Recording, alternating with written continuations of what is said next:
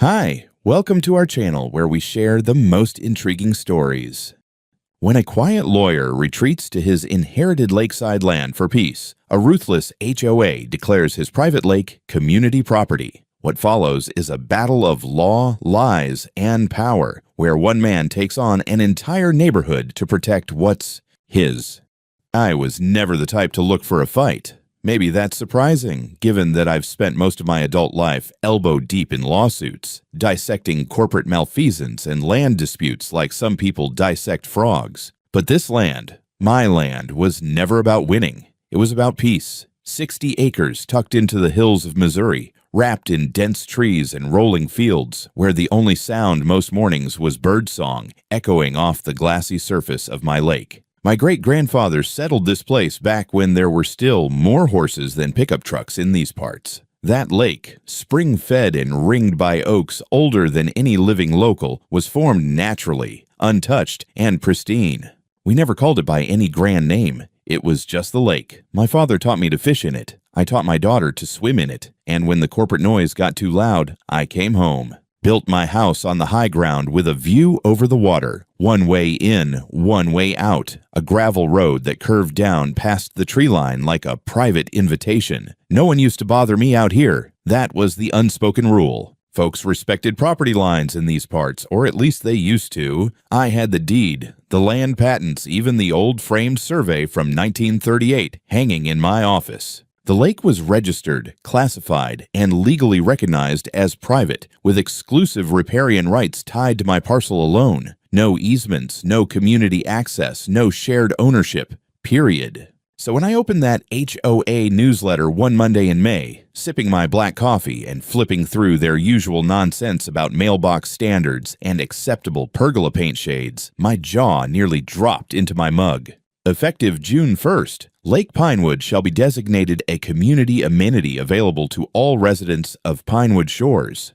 I reread it, then again. The language was slippery, clever, in a way only HOA lawyers and petty tyrants could manage. It claimed the lake had been neglected by its owner, and that under Missouri common use doctrine, the body of water may be lawfully enjoyed by the community as a shared natural resource. Natural resource, my ass. I scrolled further. There were bullet points outlining new community use guidelines. Fishing allowed with HOA permit. No amplified music after 10 p.m. Designated family zones on the North Shore. That North Shore was on my side. All of it was my side. At first, I thought it had to be some kind of mistake. A clerical mix-up, maybe. Pinewood Shores had its fingers in a lot of pies lately since the new board took over. The president, Karen Hennings, a woman with a platinum bob, Pilates posture, and the warmth of a suburban zoning ordinance, had already made headlines for trying to ban artificial grass in drought season. But this, claiming ownership over my lake? I called the HOA's general line, went straight to voicemail with some chirpy message about promoting harmony through community compliance. I didn't leave a message. Instead, I logged into their online portal just to confirm what I already feared. There it was. A full-color photo of my lake on the front page of their community update page with the caption, Lake Pinewood, a shared treasure, reclaimed.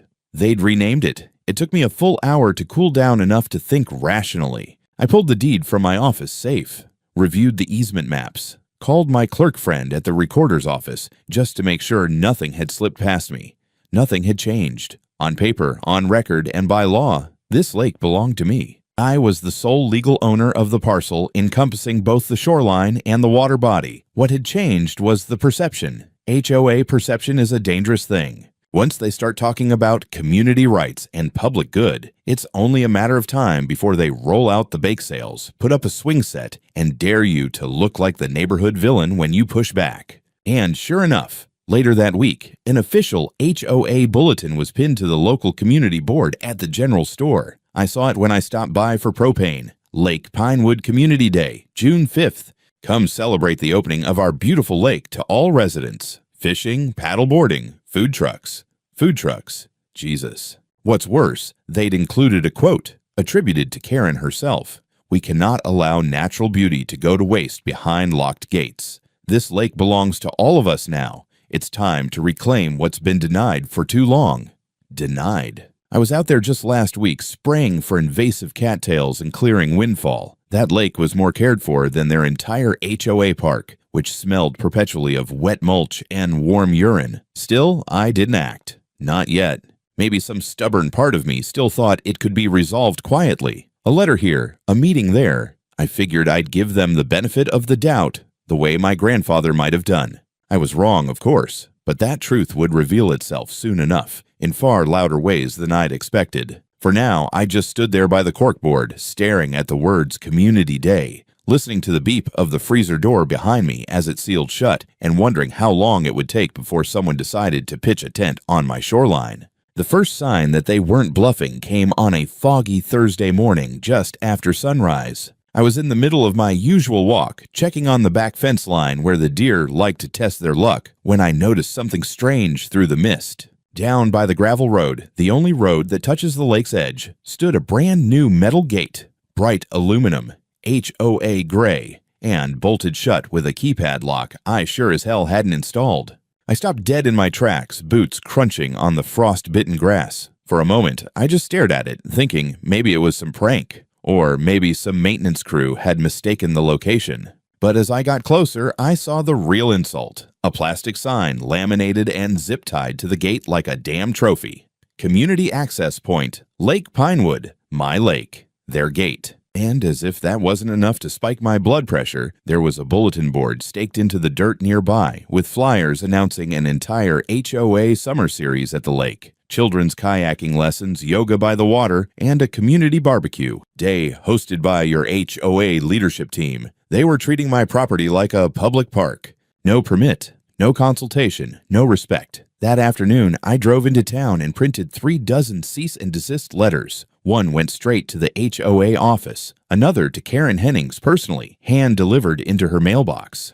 The rest went to the sheriff's office, county zoning board, local code enforcement, and the office of the attorney general. I attached maps, deed numbers, registered surveys, and included a clear statement. This land is private property. No access is permitted. Any structures placed without consent are subject to removal. I thought the legal weight would be enough to make them back off. It wasn't. 2 days later, they threw a goddamn birthday party on my shore. I was working in the shed when I heard the laughter, loud, shrieking, chaotic. I stepped outside and looked toward the lake. Down the hill, in the clearing by the south bank, I saw colorful balloons tied to the trees, tables set up, coolers, a bounce house, kids in swimsuits, parents with beers. There had to be 30, maybe 40 people, none of whom had asked permission to be there. I counted at least 7 parked cars pulled halfway into the woods, some of them actually on my grass. I drove the ATV down there without a word.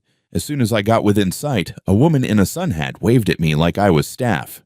"Oh, great. Can you help unload the other cooler? It's in the red SUV." I stared at her like she had 2 heads. "This is private property," I said. "What the hell are you doing here?" She blinked. It's the HOA event?" Karen said this was our new community space. "Karen doesn't own this land," I snapped. "I do. And none of you have the right to be here." That got everyone's attention. The music stopped. Conversations trailed off. Karen herself emerged from the crowd, drink in hand, eyes already narrowed. "Riley," she said, approaching with the kind of smile dentists give before drilling, "you're making a scene. We've already discussed this with the community." "No, you made a unilateral declaration and started trespassing," I replied. "I've filed formal notices. This is illegal." "We held a vote," she said coolly. 72 residents in favor of declaring the lake a shared amenity. I almost laughed. "You don't get to vote to take someone else's property, Karen. That's not democracy. That's looting with paperwork." She didn't like that. The smile faltered. "We acted in the interest of the neighborhood," she said, trying to maintain her posture. "This lake was unused, neglected. We brought it back to life." "Neglected?" I snapped. "I had to replant native grass twice last season because your idiots kept trampling it. And if you don't remove that illegal gate and these damn structures by the end of the week, I'll have them dismantled myself." Karen's expression curdled. "You touch any of this, and you'll be violating community use rights under easement by prescription." There it was. The term she'd no doubt copied and pasted from some law blog she read between yoga classes. There is no easement. No prescriptive use. This is fenced, registered, and has been in exclusive use by my family for over 90 years. I suggest you consult someone who actually passed the bar exam. I turned the ATV around and left, but not before taking pictures. Dozens of them. Faces, plates, structures, all logged, time-stamped, and ready for court. The next morning, they doubled down. New signs went up on the gate, this time warning me not to obstruct public access. One neighbor even left a typed note in my mailbox suggesting that it might be time to think about what's best for the greater good. The greater good. I installed a motion camera on the road, another down by the shore. I wasn't just dealing with entitled neighbors anymore. This was starting to look and smell like an organized land grab under the flimsy pretense of community spirit. They were escalating, but they had no idea that I had more than property lines and common sense on my side. I had the law, and it was time to start treating this like what it was. A hostile invasion papered over with barbecue invitations and fake ballots. The envelope showed up on a Tuesday, thick and overconfident, the kind of mail that wants to be taken seriously. HOA letterhead. Glossy paper, my name printed in bold, like they were doing me a favor by spelling it correctly. I didn't open it right away. I already knew what it was going to be, and I wanted the satisfaction of being right. Inside was the so-called official protocol of the community vote. 72 signatures. 72 residents, according to Karen, had unanimously agreed that my lake was now a shared asset. The language was theatrical, almost ceremonial, dripping with phrases like collective benefit and restorative access. It read less like a legal document and more like a manifesto written by someone who had just discovered power and liked the way it felt. I went through the signatures slowly, line by line. Name, address, signature. At first glance, it looked convincing. At second glance, it fell apart like wet cardboard. One name belonged to a man who had died 3 years earlier. I knew because I'd helped his widow with probate. Another signature matched a resident who had sold their house the previous fall and moved to Arizona. 2 signatures were identical, same slant, same pressure, same flourish at the end, like they'd been copied by the same hand. Karen's hand, if I had to bet. That's when the irritation burned off and something colder settled in. I pulled county records, property transfer logs, HOA membership rolls, cross-referenced everything.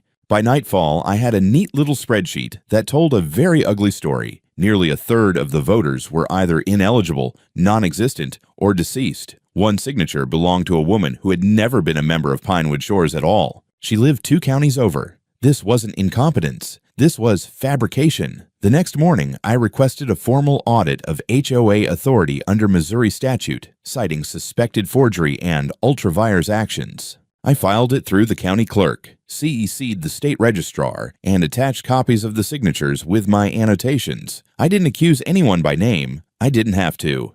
The documents spoke clearly enough on their own.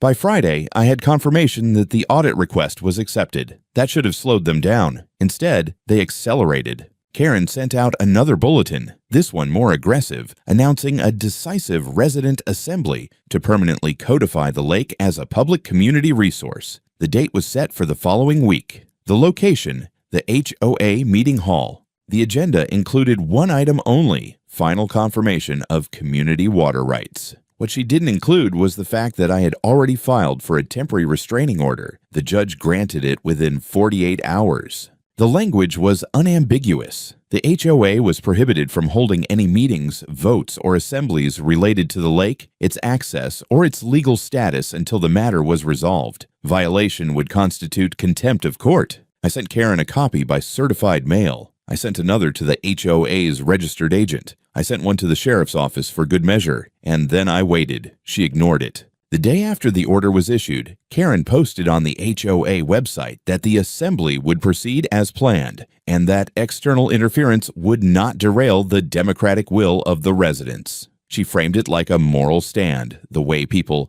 do when they know they're wrong but want applause anyway. That night, an email landed in my inbox from an address I didn't recognize. No name, no signature, just an attachment. It was internal HOA correspondence. Emails between Karen and 2 board members discussing how to push the vote through before Riley escalates, how to control the narrative, and how enforcement would be easier once the lake is officially ours. One line stuck out more than the rest. If he challenges it, we'll say the vote already happened. I sat back in my chair and laughed. Not because it was funny, but because it was spectacularly stupid. They weren't just trespassing anymore. They weren't just lying. They were actively conspiring to override a court order and falsify governance records. That kind of arrogance doesn't just lose civil cases, it invites criminal ones. I printed everything, multiple copies, stored digital backups in 3 separate locations. I didn't contact Karen, I didn't warn her again. At that point, warnings would have been a courtesy she no longer deserved.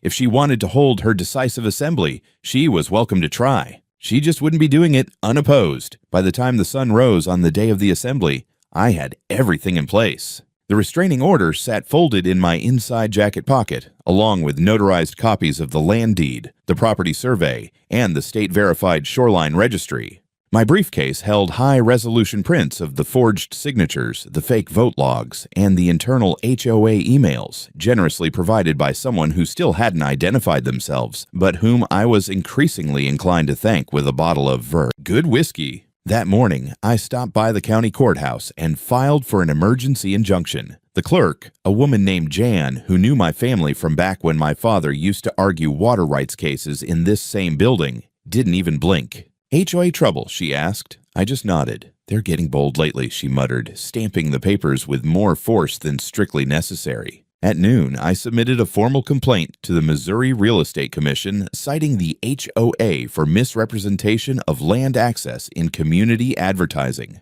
If Karen wanted to play this like a public PR stunt, I'd be damned if I let her do it without scrutiny from the people who actually understood property law. By early afternoon, I'd received notice from the county assessor's office that an enforcement inspection of the unauthorized pier and access structures had been approved. I had names, I had signatures, I had statutes. I was ready, and then I suited up.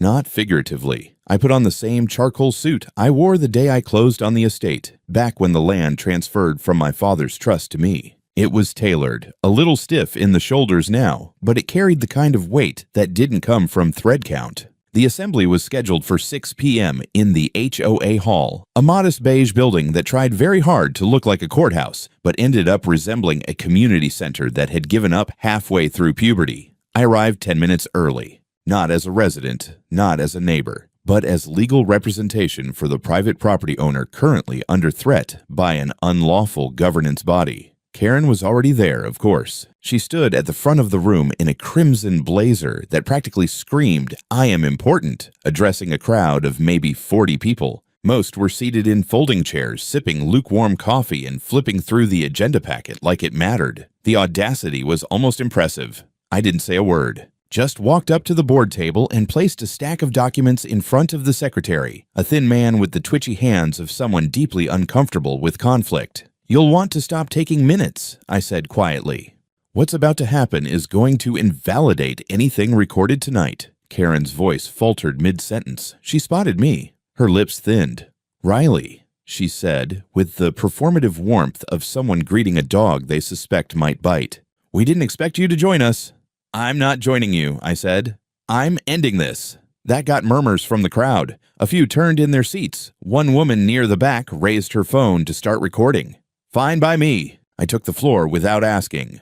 "My name is Riley Davenport. I am the sole legal owner of the parcel containing what you call Lake Pinewood. I am also here under authority granted by the court to enforce a temporary restraining order issued against this organization." Karen opened her mouth. I didn't let her speak. "This assembly is a violation of that order. Any action taken here tonight is void, and anyone participating may be held liable for contempt. I have certified documents, property records, and copies of your own fraudulent correspondence admitting that you knew this meeting was unlawful and chose to proceed anyway." The room went quiet, save for the faint buzzing of fluorescent lights and the rustling of paper as people began to look around in confusion. I held up the internal email, highlighted and labeled. This was sent from Karen Hennings's personal account to 2 HOA board members, explicitly stating your intent to push the vote through and to ignore legal obstacles. I've submitted this and supporting evidence to the sheriff's office and the office of the attorney general. Karen finally found her voice. "You don't have the right to hijack this meeting." "I'm not hijacking anything," I said. "This isn't a meeting. Not anymore. It's an illegal gathering conducted under false authority. Under your own bylaws, Section 3, Subsection 1.2, the board loses administrative legitimacy when engaging in actions that endanger community trust or expose the HOA to legal liability." I reached into my jacket and pulled out the printed statute. "I hereby invoke that clause and file for immediate board suspension under your own governance rules. Effective now." The room erupted, people shouting, Karen trying to regain control.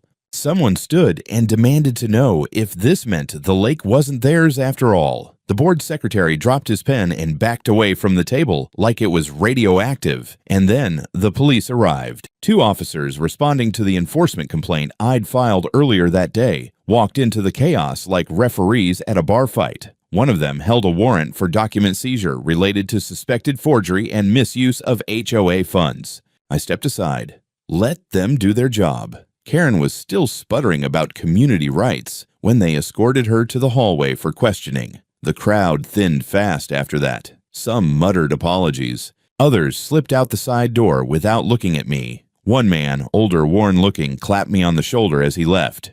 "Damn glad someone finally stood up to her," he said. I didn't respond. I was too busy watching the board secretary hand over the vote logs with shaking fingers. The moment the police stepped out with the records, I knew we'd crossed a line. This wasn't about boundaries anymore. It wasn't even about property. This was about power and the people who thought they could take it with a clipboard and a smile. They thought it was over when the cops walked out of that meeting hall. That maybe it was all just a misunderstanding, a bit of overzealous neighborhood organizing that got a little too ambitious. Karen probably imagined that a few tense phone calls, maybe a stern letter from the board's attorney, assuming they even had one, would make it all go away. They were wrong.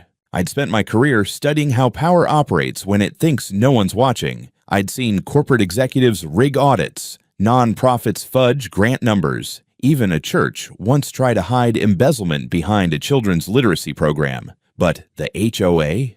They were amateurs, and worse, arrogant ones. They thought the rules didn't apply to them because they'd created their own. The following week was a flurry of paperwork. I filed an official petition for administrative dissolution of Pinewood Shores HOA under Missouri statute, citing egregious governance violations and unlawful claims over private property. That got the attention of the county administrative court fast. Meanwhile, I'd hired a private forensics consultant to examine the original community vote logs. His preliminary report came back in 3 days. Out of 72 signatures, 23 were outright forgeries. 9 were traced to names of deceased residents. 4 were duplicates using the same handwriting. 1 was signed by someone who had sold their house 2 years ago and moved to Florida. It was textbook fraud, and it wasn't going to be handled with a slap on the wrist. Karen went silent for a few days. No statements, no newsletters, no defiant press releases. The HOA website suddenly went under maintenance, and the phone line redirected to voicemail. But then, like a roach scurrying back into the kitchen when the lights go out, she reappeared. First, I noticed someone had torn down my private property, no trespassing sign at the entrance to the lake road. I replaced it. 2 days later, it was gone again, this time snapped in half and tossed into the brush. Then, a neighbor, nice woman, mid-50s, who used to wave every morning, suddenly began recording me from her porch as I walked my land, as if I were the criminal. Someone left a flyer in my mailbox with a Bible quote on it about those who hoard blessings for themselves. Real subtle, but the real kicker. Karen scheduled another community meeting, this time branding it as a private invitation-only event hosted under a different name, the Pinewood Commons Initiative. No HOA logo, no official title, just a new Facebook group and a clumsily designed flyer distributed by email. I called the county prosecutor's office and handed over the forensics report. 2 days later, I was informed they had opened a criminal investigation into document falsification and potential election fraud within the HOA. Not civil, criminal, but I wasn't done. I dug deeper into HOA finances, public records they were legally required to disclose. I found inconsistent filings, beautification budgets with thousands in expenses, but no documentation, payments issued to companies that didn't seem to exist. One contractor was listed as KH Community Enhancement, registered under Karen Henning's maiden name. Oh, Karen. I submitted everything to the Attorney General's office and filed a whistleblower affidavit under Missouri's Community Governance Integrity Act. The next morning, 2 plainclothes investigators showed up at the HOA office with subpoenas. I wasn't there when they took her computer, but I saw her face later that day when she drove past my house. Slow, deliberate, eyes fixed on me through the windshield like a rattlesnake watching from the grass. I raised my coffee mug and smiled. She didn't wave back. That same afternoon, I received an anonymous manila envelope. No return address. Inside, printed screenshots of Karen's group chats with board members. They joked about bullying Riley into giving up the lake and talked about making up fines to bury me in paperwork. One message read, "Worst case, we pay a settlement and move on." He's one guy. We're a whole community. That's when it became clear. They still didn't understand. This wasn't just about the lake anymore. It wasn't about boundaries or barbecues or bylaws. This was about accountability. And I wasn't going anywhere. The knock on Karen's door came at precisely 7:43 in the morning. I wasn't there to witness it, but I heard about it from 3 different sources by noon. Plainclothes officers, warrant in hand. They walked out 20 minutes later with 2 laptops, a desktop tower, and a banker's box full of HOA records she apparently thought were safe in her hallway closet. By mid-afternoon, the county sheriff's office had issued a formal press release. Karen Hennings, president of Pinewood Shores HOA, under investigation for fraudulent governance practices, misuse of community funds, and document forgery. I read it while drinking coffee on my back porch, overlooking the lake she'd once tried to call her own. It only took another 48 hours for the entire thing to start collapsing. The board held an emergency session. Well, tried to. Their VP, a nervous man named Leonard who once tried to fine me for parking my trailer too close to a view corridor, sent out an email asking residents to remain calm during this difficult time. It read like someone trying to put a fire out by fanning it with gasoline. Residents weren't calm. They were pissed. Turns out Karen hadn't just gone rogue on the lake. People started pulling their HOA dues records, combing through old meeting notes, comparing vote outcomes with real attendance logs. Within 2 days, a dozen homeowners had filed complaints of financial misconduct, claiming Karen had allocated funds for projects that were never completed or never existed. The garden upgrade near the east entrance? No permits, no invoices, no evidence. The security camera installations listed in last year's budget? Non-existent. One guy pulled out the supposed contractor's info and found a disconnected number and a P.O. box in Kansas City that no longer belonged to the business. They'd been lied to, finessed, bled dry under the guise of community development. And now that the veil had lifted, no one was afraid to say it. A group of residents formed a coalition and hired their own attorney. I offered mine the moment I heard. They filed a joint petition to dissolve the HOA entirely, citing gross violations of fiduciary duty, procedural manipulation, and irreparable breakdown of trust. I added my own affidavit, not about the lake this time, about the broader abuse of power, the fraud, the intimidation tactics, and the quiet little war they'd tried to start under the cover of suburban civility. The court responded within the week. Pinewood Shores Homeowners Association was suspended pending full audit and potential permanent dissolution. Karen tried to file a motion to delay. She claimed the investigation was politically motivated, said she was being targeted by a disgruntled landowner with a vendetta. The judge dismissed it without a hearing. A few days later, she was formally charged. 3 felony counts: falsifying official documents, fraudulent financial reporting, and obstruction of a lawful court order. There were also 2 misdemeanor charges, trespassing and malicious mischief, tacked on for good measure. The mugshot made the local paper. Her red blazer from the Community Lake Day was still visible under the jail-issued windbreaker. Meanwhile, HOA members began jumping ship. The secretary resigned. The treasurer vanished, his mailbox overflowing with unopened HOA mail. 2 board members issued public apologies on Nextdoor, claiming they had no idea things had gone so far. I believed one of them, the other. He was at the lake that day, holding a pair of barbecue tongs and laughing like he'd won something. They weren't laughing anymore. I held off on public statements. Let the process speak for itself. Let the headlines do the talking. Let Karen sit in court and explain how an unused body of water justified identity fraud and financial theft. The final nail came from the state's Department of Consumer Protection. An emergency review of HOA filings revealed that Karen had been signing financial authorizations using a revoked notary license, one that had been pulled 5 years earlier for ethics violations in a property dispute. Classic. The Attorney General's office filed for permanent dissolution. It was done. Just like that, the great empire of laminated newsletters, passive-aggressive bylaws, and fake lakeside communism crumbled like wet drywall. And Karen? She was awaiting trial, her bail set at $75,000, her career as a community leader effectively over. They say power reveals character. Karen's character was revealed through subpoenas, forged signatures, and a peer that never should have existed. I stood at the edge of my lake that evening, the sun burning low behind the hills, and watched as a county code enforcement crew arrived to begin dismantling the pier. No ceremony, no announcement, just crowbars and determination. I didn't help. I didn't need to. The pier came down in under an hour. No protest, no last-minute dramatic appeals. Just the sound of splintering wood and the rhythmic hissing of cordless saws slicing through what was once billed as the symbol of shared community joy. A couple of raccoons watched from the tree line like bored spectators at a demolition derby. I didn't record it. I didn't need a souvenir. The real satisfaction came in the silence afterward, that thick, undeniable hush when something wrong is finally undone. Over the next week, the cleanup continued. The signs were the first to go.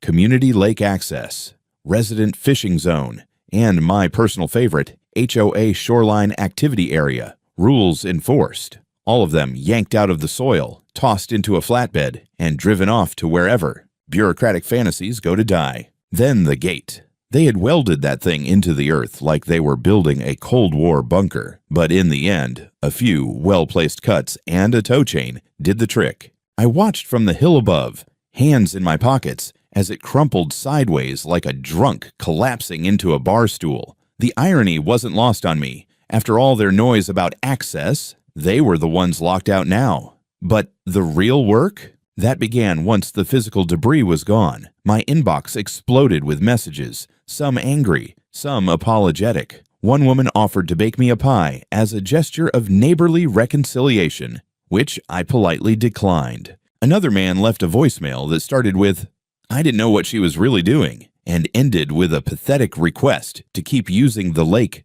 just on weekends. No, I wasn't bitter, but I wasn't stupid either. I met with a local contractor and scheduled the installation of a new perimeter fence, taller, reinforced, with a sensor gate and surveillance system linked to my phone. The gravel road, closed off entirely except for a private keypad and vehicle recognition. I even contacted the county GIS office and had the digital maps updated to reflect private, no public right-of-way, just in case another Karen ever decided to get creative. One afternoon, while the crew was digging post holes, I stood by the truck reviewing final invoices and caught sight of a familiar red SUV parked at the edge of the access road, engine idling, driver visible but unmoving. Karen. Out on bail, apparently, sitting there like a phantom from a cautionary tale. She didn't get out, just stared at the lake for a solid 10 minutes before turning the wheel and vanishing down the hill. I never saw her again after that. Not in court. Not in town. Word was she took a plea deal that included a gag order, a hefty restitution payment, and 5 years of probation. Good enough. As for the HOA, it was officially terminated 2 weeks later. The judge signed the dissolution order without even holding a hearing. Too much evidence, too many violations, and not enough board left to make an argument. Their remaining assets, mostly reserve funds, were frozen pending redistribution, with a portion designated for repayment to homeowners who had been overcharged or misled. A few of the neighbors wanted to organize a new group, a loose collective, with voluntary involvement and transparent management. I wished them luck and declined to participate. I wasn't interested in rules disguised as favors anymore. With the lake secure, I finally allowed myself to breathe again. There was something cleansing about it all, walking the shoreline without wondering who was creeping behind a bush or setting up a beach towel like they owned the damn place. I trimmed the overgrowth, repaired the old dock I'd built with my daughter, and placed a new plaque at the head of the trail. Private property. Trespassers will be prosecuted. No emojis, no friendly font, just the truth. One evening, as the sun dropped below the trees and the lake lit up like burnished gold, I poured myself a drink, sat at the end of the dock, and let my feet dangle in the water. No shouting kids, no music, no board meetings or votes or smiling liars handing out flyers, just peace. For the first time in months, maybe years, I felt like the land had exhaled. Like it had been holding its breath through every trespass, every stolen inch of shoreline, every entitled grin. Not anymore. I didn't expect the story to spread beyond our county. I figured it would live and die as a local cautionary tale, something whispered at HOA meetings elsewhere. Don't pull a Karen. But a month after the dissolution, I got a call from a reporter at a regional paper, then a second from a legal podcast, and then a third from a lawyer in St. Louis who wanted to quote my filings in a class action case against another HOA trying to reinterpret property boundaries. Apparently, I'd become a symbol. Not something I was aiming for, but I wasn't exactly running from it either. The article ran in the Missouri Legal Journal, "When HOAs Go Too Far, One Man's Fight to Reclaim His Shoreline and His Rights." They called it a landmark case in grassroots property defense. Bit dramatic, but the sentiment wasn't wrong. The best part, it wasn't just about me anymore. Turns out my case triggered a statewide review of how HOAs operate. The Attorney General's office began auditing associations across Missouri for voting irregularities, financial opacity, and improper enforcement. Several were fined. A few were dissolved. I got thank you emails from people I'd never met, some from counties I've never even driven through. One guy in Jefferson County wrote, "We used to think the HOA was untouchable. Thanks for showing us they bleed." I printed that one out and pinned it in the shed. But here's the part that mattered most to me. The community changed. Not overnight, but something shifted. People started talking to each other again, not through forms or rule books, but over fences, on porches, face to face. Some neighbors came up just to say they were sorry for not asking questions sooner. A few offered to help with repairs on the road after the heavy rains in August. And one man, a quiet guy named Dave, who used to keep his head down, dropped off a small carved wooden sign that read, "Respect the boundary." It hangs beside my gate now. I didn't forget what happened. I didn't forgive most of it either. But I wasn't angry anymore. Not really. I'd won. Not just legally, but on a level I hadn't even realized I was fighting for. Ownership, not just of the land, but of peace. That's when I decided to write the article. Not a blog post. Not a social media rant. A real piece published in the Midwest Law Observer under my own name, with every detail laid bare. When the HOA Becomes the Invader, a property owner's guide to surviving organized overreach. I outlined everything from the fake vote to the restraining order, from the fabricated pier to the court dissolution. I laid out what I learned, what I would do differently, and how people can fight back without losing their minds or their land. It wasn't emotional, it was surgical, cold, but beneath the words was fire, and judging by the response, people felt it. I even got a request to speak at a property rights conference, politely declined. I'd had enough microphones for one lifetime. The lake? Still mine, still private, and still undisturbed. I walk it every morning now. The air's different somehow. Not just cleaner, but quieter. Not the absence of noise, but the presence of stillness. It's a strange feeling, standing on a dock, knowing no one's coming to steal it, vote it away, or rename it after a bake sale. One morning, I found a pair of kids standing at the edge of the gate, peering through the fence. Locals, maybe 8 or 9. They asked if the stories were true, about the fight, about the woman who tried to take the lake. I told them the truth. She didn't take it, I said, because I didn't let her. They asked if the lake was magic. I told them no, but I didn't blame them for thinking so.